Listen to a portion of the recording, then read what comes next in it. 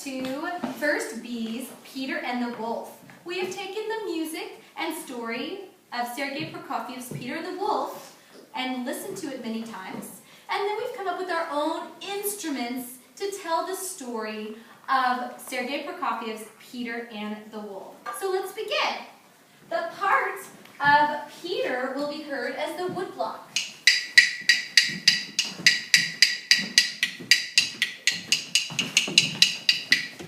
The part of the birds will be heard as the triangle.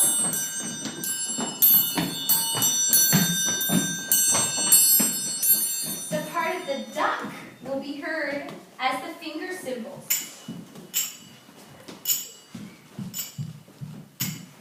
The part of the cats will be heard as the agogo.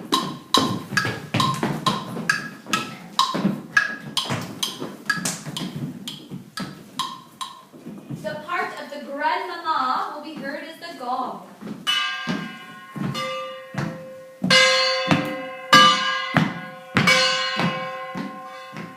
The part of the wolf will be heard by the hand drum.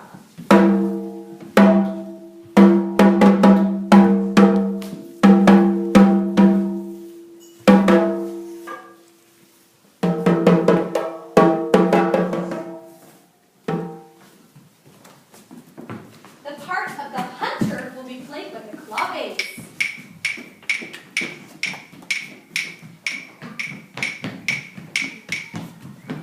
The part of the doctor, our addition to the story as we changed the ending, will be played by the tone bell.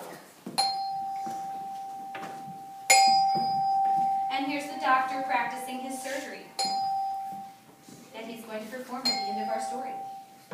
Let's begin the story. Early one morning, while his grandmother was dreaming of an angel and a bear and a runaway bull, Peter tiptoed from their cottage, out into the garden, past the fat duck, who blinked sleepily at him. Peter quietly opened the gate and skipped out onto the wide green meadow. Little birds were perched on the branch of a big tree. They were Peter's friends. Good morning, Peter, chirped the birds. What a fine day.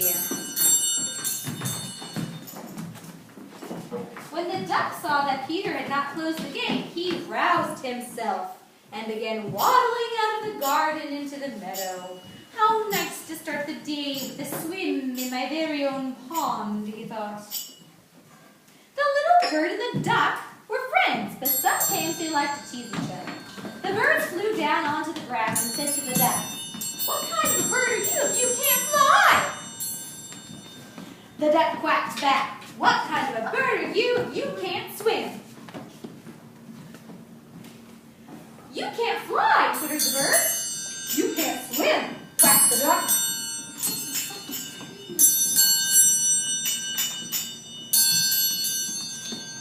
Suddenly, Peter, who was watching the duck and the bird argue, saw his cats sneaking through the tall grass. "Oh, how we love little birds," thought the cat. "And these are so busy, I'll just grab them and start my day with a lovely breakfast." "Look out!" shouted Peter. The birds flew instantly off to the big trees by the garden wall, while the duck quacked angrily from the middle of the pond. Meanwhile, Peter's grandmother was up and about and wondering where Peter was. She came stomping through the garden gate.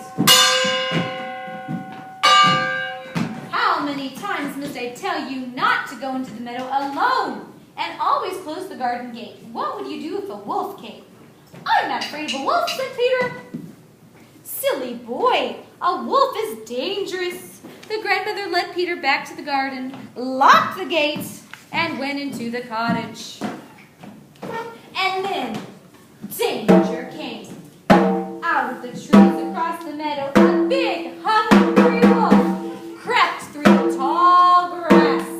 The cat was the first to spot it. In a flash, they ran up the tree. The duck still did not see the wolf. His only concern was for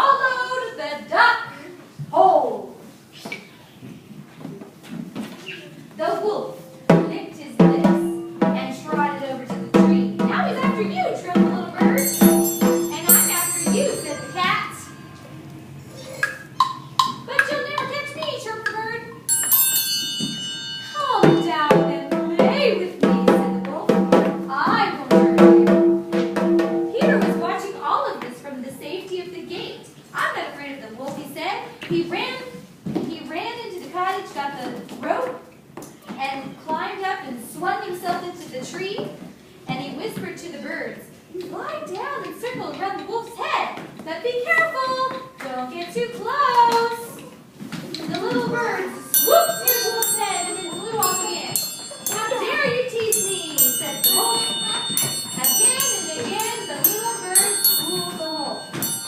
When the wolf stood still for a moment, Peter lowered the rope over the wolf's tail and pulled with all his might.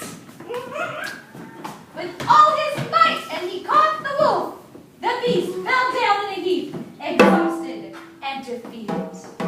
"Please let me go to my home in the deep, dark woods." But Peter said, "I know, let's take him to the zoo." Just then, a hunter came crashing out of the forest, looking nervous. He was afraid of the wolf. When he saw it, he began shooting wildly. "Stop shooting!" shouted Peter. "We have already got the wolf." The hunter breathed a sigh of relief, and he agreed to help them take the wolf to the zoo as long as he was safely tied to the rope. But before they did, Peter thought, "Oh, we need to call the doctor so we can get the duck out of the wolf's stomach." And so they called the doctor. And the doctor came to do an emergency surgery to get the duck out of the wolf's stomach. And when the duck came out, he was so happy to be out that he joined them in